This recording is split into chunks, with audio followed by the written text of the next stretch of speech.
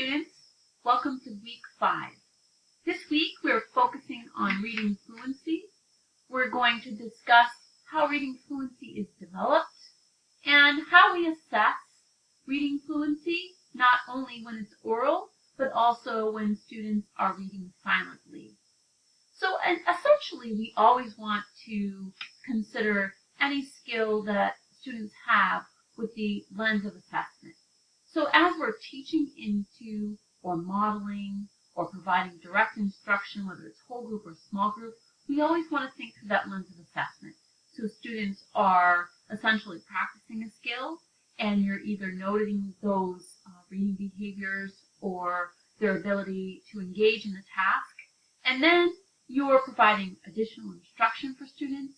You're allowing them to, again, practice and assess while they're in the process. And then you're, again, teaching, practicing, and assessing. So this cyclical process is really something that we think about again and again as educators as we're engaging students in that particular process. So what does it mean to be a fluent reader? So essentially that is our goal, for students to be fluent and really move into that stage where they're considered a fluent reader. So essentially, as students begin, they're sort of in that pre-alphabetic stage, then they're in that emergent alphabetic stage, then they're in the emergent stage, an early reader, a transitional reader, and then finally a fluent reader. But they can be fluent in all of those stages depending on the tasks that they're engaged in.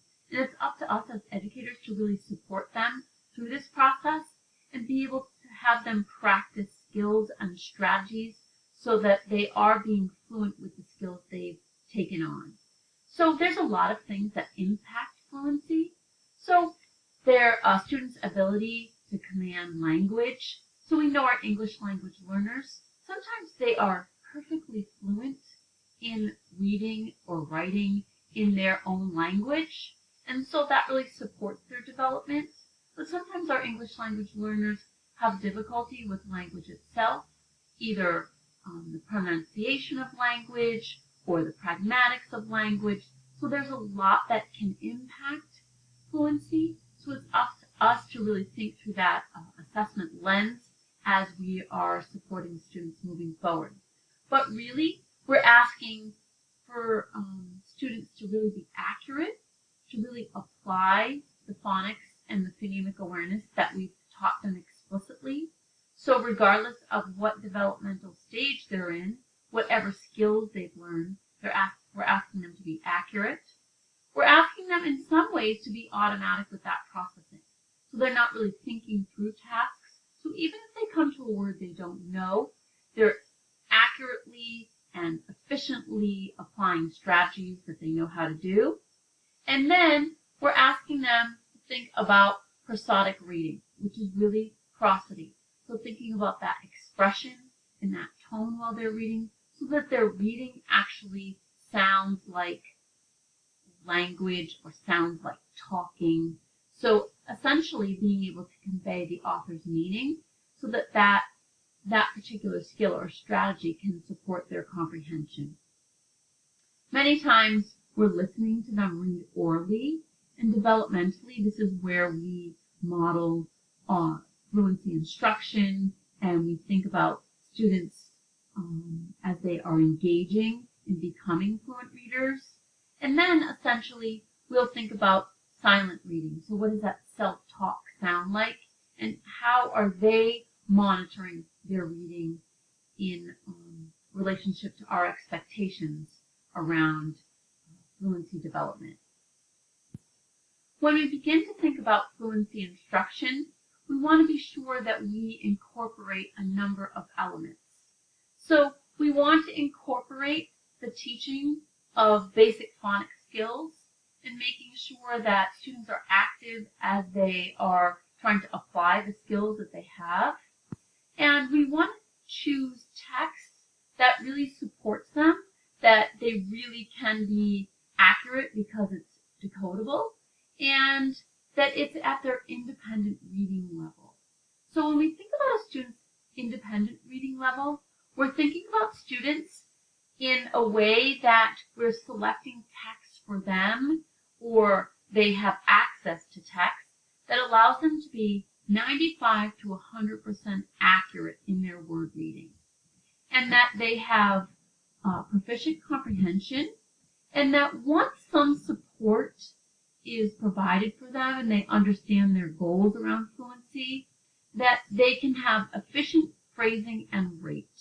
So if the accuracy level, if they're thinking about, if they're automatic in their word identification and they're only coming to a few places where they have to engage in their decoding strategies, then essentially they should be able to come up with an appropriate rate for a text with efficient phrasing in a text, and they should be fairly automatic and be able to apply the strategies and skills.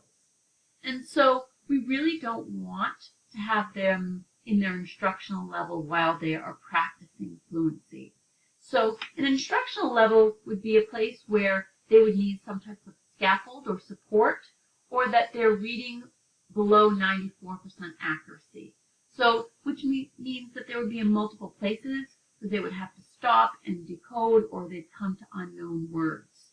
So an instructional level text can become an independent level text if you've introduced the text and done work to be able to support readers. Perhaps you engage in some echo reading strategies or repeated reading.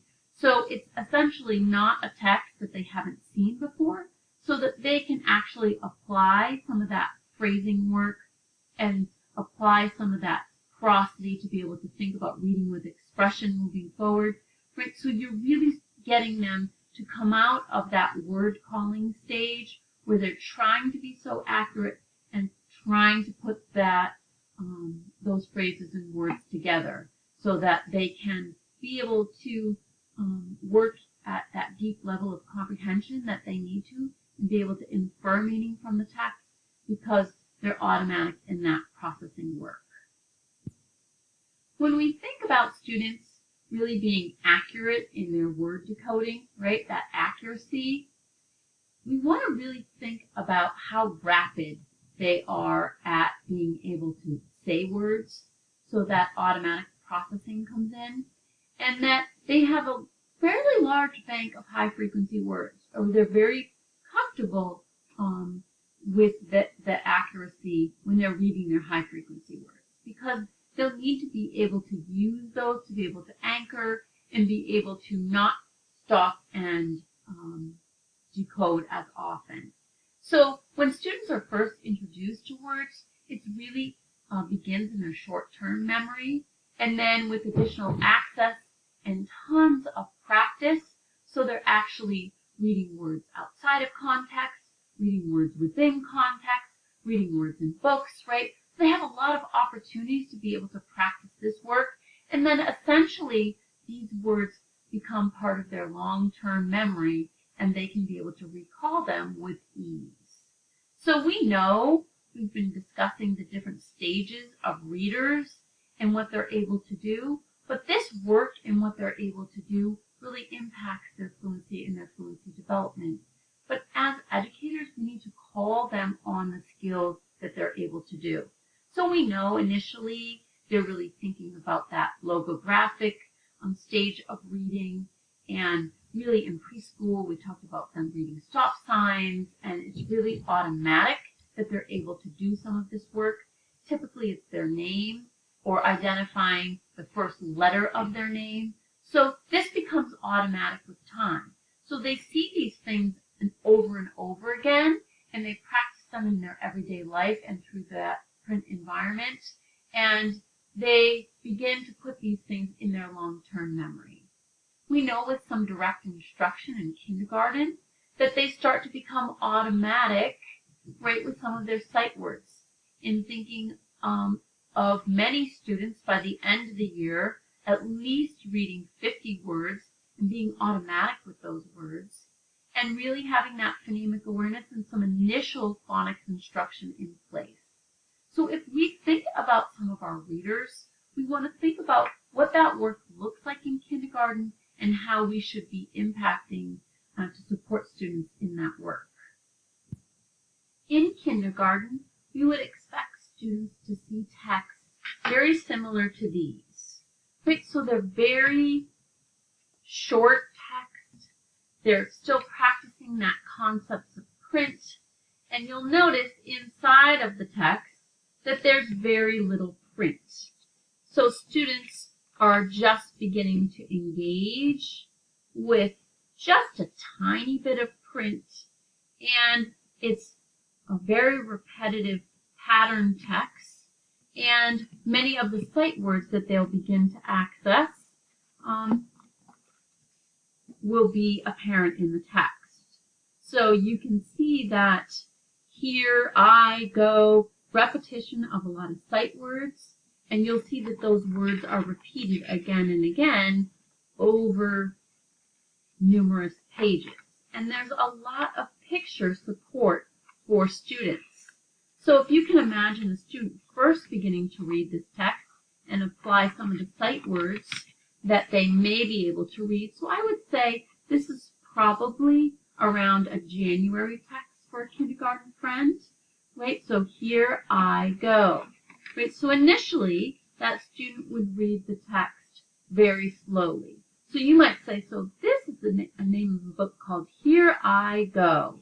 And in this story, a little girl thinks of all the places that she can go, right? So here again, you've already scaffolded the title name, and then the student will engage in some of this work. So initially, you would expect word calling. Here I go.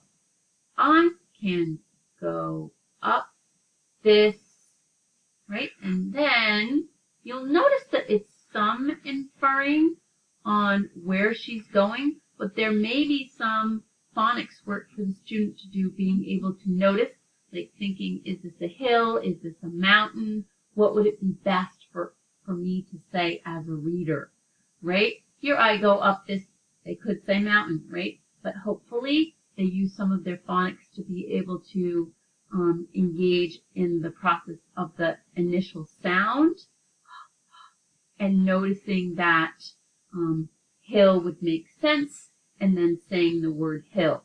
But again, on the next page, there's a scaffold. The text, that text selection really scaffolds again. Here I go. I can go up this, right? And then there's mountain. So as students are initially engaging in this work, right, they're sort of coming up, noticing that there's a pattern. You might tell them this is a pattern book about all the places a girl can go, right? And so here she is again up this tree, right? But after the student rereads the text one time, you could see that you could engage in some fluency work. Let's try to put those words together. What does this say? And the student would say, here I go. Right? You might say, let's try to read those words together in one big phrase. Here I go. You try it. And then the student would repeat what you said. So some repeated readings with this text, because essentially this text would become a familiar text after reading it one or two times, because they have the scaffold between the picture, they understand the pattern, and this is a place where they could engage in this type of work. Other places, when students towards the, even again, like here's another example, right? Shopping mall, we see 44 words in this text. We went to the shopping mall. We went in the doors. We went in the helicopter, right? Same type of text. Pattern again, multiple sight words. Towards the end of kindergarten, right? So this is a text with a little bit more work, right? There's multiple lines of print, much more work that they have to do, but again, repetition of sight words.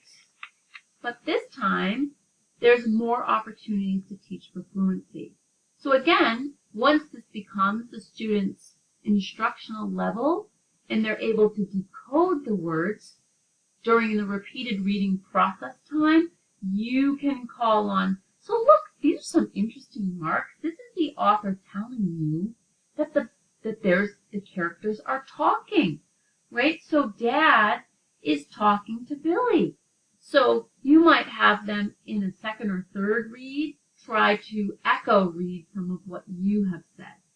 "Come on, Billy," said Dad. And modeling really throwing those last couple of words away. "Come in the photo." Right? How would you say that? How would you talk to your dad about that? What would Billy sound like? What would you sound like?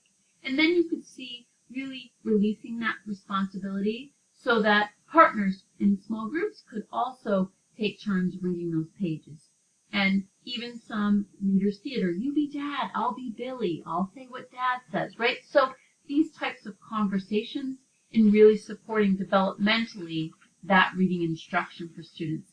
Even at the kindergarten level, when they have limited abilities to be able to really decode or know a lot of words. But once they're engaging in those sight words and starting to engage in this instructional level text, as they're getting to that independent reading level, this is the type of work that you're going to want to engage in for fluency. Grade 1 students will be really developing their sight word vocabulary, really adding much more print on the page, and really the pattern text starts to disappear, and they have to engage in really thinking about the comprehension and what's happening in the story. So even on this page, the sun came up and the sparrows woke up. And then there's a lot of punctuation and places for students to respond. They obviously love making animal sounds or bird sounds, right? And then notice that the setting changes so that there's a lot less support from just having it be a pattern text to them being to be able to identify that the setting has changed. Now something else needs to be happening, and they need to anticipate this as a reader, right? So essentially they were outside, now they're inside, they're still using that picture support, noticing what's happening in the picture to be able to support their engagement with the print. But notice, still more multiple lines of text, but places to be able to practice fluency once it becomes in their instructional level. By the end of first grade, right, many students are able to access print with, this is almost 300 word count, definitely a lot of words that they need to use the context and higher level phonics to be able to put these ideas together fluently. Cement mixer, thinking about inflectional endings and inflected endings, and really using conversational language much more fluently as they're engaging in the print.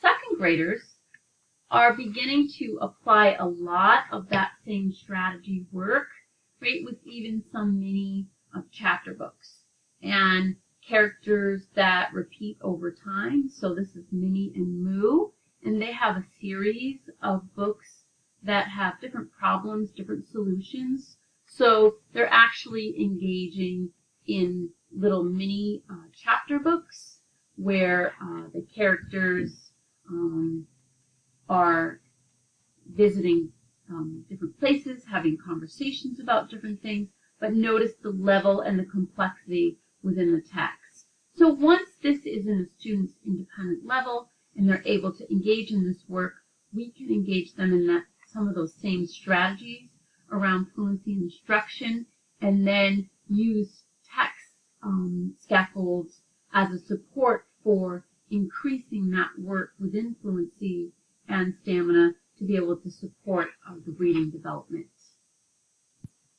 So our goal for our students, if we think about moving along this trajectory from really being emergent readers, early readers in first grade, and then transitional readers in second grade where they're really learning about syllabification and really using decoding strategies and skills across multi-syllable words, and learning much more about language and language development. Eventually, in the beginning or middle of second grade, to definitely in third grade, students have become fluent readers. And they have the skills necessary to be engaged in this level of work where it is much more automatic. But for us, we need to think about at what level do we need to engage students in this work. So we can't wait until students get into these stages to be able to call upon fluency. Once a book becomes part of their independent reading level and they're able to read this text, it's a familiar read, it's something that they can read independently on their own, they're reading with 95% or more accuracy, we need to call them on being fluent readers. We need to have them implement fluency strategies, because if we wait until this point, they don't have the stamina to keep up with the amount of text on the page and the print, and we'll notice that they really won't have those fluency skills to be able to take away as much comprehension and as meaning as we would have liked. And so comprehension is always the goal for us, being able to release readers of this type of accuracy work and really helping them to become automatic in every stage of reading development. So when we think about our students really being automatic, really they have little to no mental attention goes to the decoding of words. The reading becomes very easy, it's rapid, it's automatic, they're accurate, and they're really developing skills to be able to think deeply about comprehension because a lot of this work is released. If we think about on that delta side, things that we would like to see improving, right? They're very slow, takes a lot of energy to get through a text. Perhaps they don't know enough sight words to be able to have the reading be automatic, and they're really lost at the word level. So they're sort of stuck there. They keep going back and forth, trying to decode every other word, come to words that they don't know as far as sight words. And they're spending a lot of time on those errors, or a lot of time self-correcting and fixing errors. So this is something that we also don't want students to be spending time doing. We do want them to self-monitor and really think about what that might feel like and sound like. But if they're always fixing errors, they're really taking their time and attention away from building comprehension. And then essentially, they have little to no energy left. And I don't mean energy as energy-wise. I'm just talking about they're breaking down their process through reading so that their comprehension isn't being developed as they're engaging in reading the story. So as teachers, we're always thinking about prosody. So how are students engaging with a text so that you can be sure that the meaning the author intended is really conveyed for students? So the reading should really be expressive. It should sound sort of like talking, right? The tone should be there. How the characters are intended to sound should be in the oral reading. They should be paying attention to the punctuation as they're reading so that they can convey as much meaning as possible. So this ability to engage in this type of work is really when we know that students are comprehending the text. So when they're able to engage in this process automatically, it tells us a lot about the meaning that they're taking away from the text. So if the character is sounding angry, or if they're noticing the expression within multiple characters or how they're interacting with one another, we know that they're forming a lot of meaning as they're reading, and they've gone above and beyond that word level of reading where they're just trying to access the print itself. So many times you'll hear teachers prompt students saying things like, read like you're talking, or read with an expression tone, read with expression, sound like the character, put your words together. So really just using these prompts again and again so that even as you're modeling reading, you're saying, watch me read like I'm talking. Watch me put these phrases and words together. Oh, I didn't read that very fluently, did I? Let me go back in and show you how that's supposed to feel and sound. Our ability to really select reading materials that are appropriate for children at different levels is really influences how students progress in fluency and reading development. So as we're selecting texts, we want to look for those pattern texts for our emergent and early readers. We want to find cumulative storylines that really support students. We want to think of chain or circular stories that are supportive to students. Things that are very predictable and have a lot of repetition of phrases. And essentially students love to read and reread songs or poetry or rhymes. When we're developing oral reading fluency, we want to remember one of the worst research practices is round robin reading, where students are in a group or a circle or popcorn reading, where one student reads and everyone listens, and the student is really only engaging in the reading process while they're reading that one sentence. So this takes the reading out of context and really supports sort of bad practices in thinking about reading, and doesn't really support students being able to engage in that culminating process of reading itself. We really aren't teaching reading fluency with cold reads, which means an unfamiliar text. So a text that students haven't seen before, this isn't really where we're engaging them in this instruction, because students need to be able to really have that text at that independent reading level. Eventually, as students develop their automaticity and their word reading vocabulary, unfamiliar texts will become and sound more fluent because they understand how to do that work. But if we're thinking about instruction in itself, or a student who has goals around reading fluency, we're really not going to be calling them on reading fluently if it's a totally unfamiliar text or a text that we're not sure is in their independent reading level.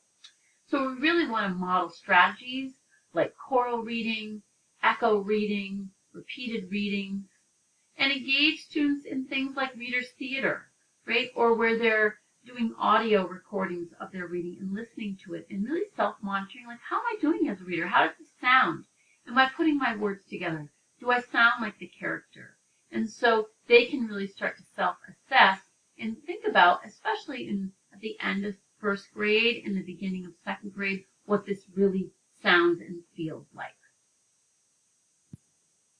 And when we're thinking about designing opportunities or lessons to really support students, we want to think about times when we're modeling or choral reading, where students are reading with us. We're really discussing that comprehension to support students in the meaning of the text so that they can be able to read it more fluently, because engaging in that process allows them to access the print in a way that makes sense for the author's intended meaning, and really giving them opportunities to practice. Practice rereading, practicing with a partner, practicing with recording, and then even incorporating some type of word study where they're reading words in isolation and then they're applying it while they're reading fluently. So it almost releases them from that decoding process as we're trying to get them to move beyond the word level into those phrases and fluent and prosody. So a lot of times too, they enjoy performing stories and performing books once they are fluent, either in a reader's theater type of format, or just in having them take on different character talk as they're reading, so someone can be the narrator and read the narrator sections, and then students are being that character when it's time for them to talk. And we want them to essentially be able to support that self-talk, like, how does my reading sound? Am I putting my phrases together?